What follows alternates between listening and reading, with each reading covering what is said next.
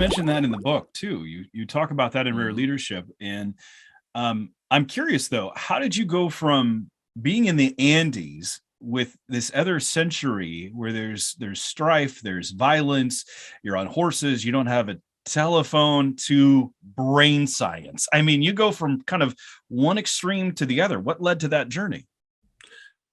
Part of it's a little hard to guess, but my fascination with science. The thing I wanted most as a boy was a microscope, because there's all these things swimming in the water you can't see and you don't want to drink.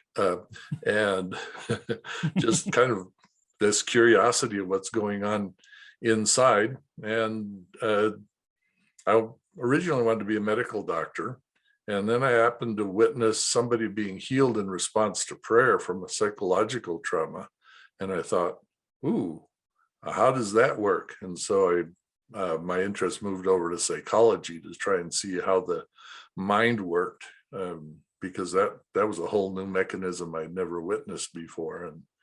And it made me very fascinated then with how do we get to become the people God wants us to be, which, from my own personal struggle, I tried following all the rules and doing it right, and, never seemed to work for me at all. So I figured whatever the secret was to the church working the way we saw in the New Testament, I hadn't come across it yet. And these streams sort of mixed together.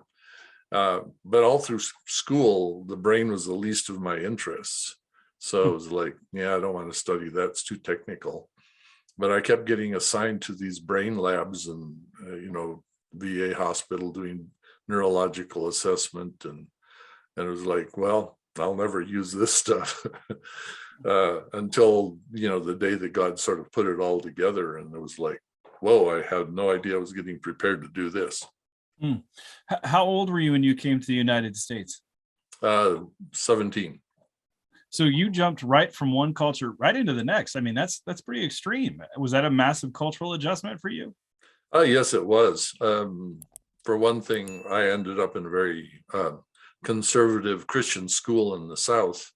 And moving from a community where I knew everybody to a school where it was mostly about following rules and stuff like that I didn't make any sense to me. And then the next year I went to a public school where, they had rock and roll bands and all that sort of thing. And, this country seemed to be really peculiar to me.